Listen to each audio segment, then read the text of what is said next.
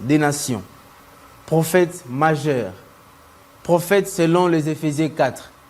Est-ce qu'on peut trouver des différences là-dedans? Parce que lorsque vous invitez Paul dans Éphésiens 4, alors que il est qualifié comme le prophète de la nation, n'est-ce pas quand même aussi une sorte d'aberration, pasteur?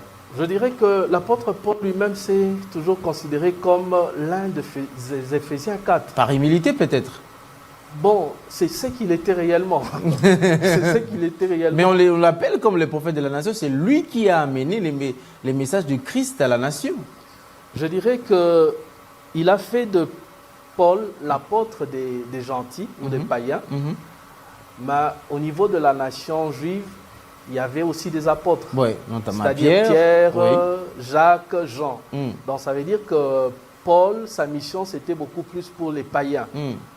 Donc, et puis, lorsqu'il avait reçu la révélation de Dieu, il va aller vers ceux qui étaient le plus considérés parmi les apôtres pour soumettre la vision, le message qu'il avait reçu. Vous voyez, ça veut dire que ce n'est pas Paul qui était le chef de l'Église.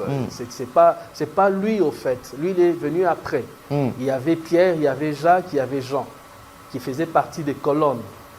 Et Paul, il s'est considéré comme l'un des Éphésiens. Voilà pourquoi il dit dans Éphésiens chapitre 4, verset 7, « À chacun de nous, la grâce a été donnée selon la mesure du don de Christ. » Et maintenant, au verset 11, on explique cela. Cette grâce a été donnée en se manifestant dans la vie de certains comme apôtres. C'est la grâce de Dieu qui te donne la capacité d'être apôtre, prophète, ainsi de suite. Alors, c'est la même chose pour le frère Branham. Donc, il a reçu un ministère. Certains disent qu'il est prophète.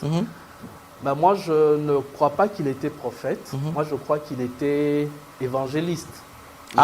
Il était évangéliste. Oui, il était évangéliste. Et c'est pour dire que chacun de nous a reçu la grâce de Dieu dans le saint ministère. Et Paul ne se considérait pas comme un super apôtre. Mais pasteur Landy, vous ne pensez pas en disant comme ça, vous risquerez d'être classé parmi les détracteurs de William Marion Branham? Je ne pense pas. Bon, moi, je reconnais qu'il avait réellement l'appel de Dieu, mais il n'est pas resté dans son appel. Il y a beaucoup de serviteurs de Dieu qui l'ont reconnu, qui ont parlé de voir Christ en lui. Je parle de Oral Aubert qui a prophétisé, qui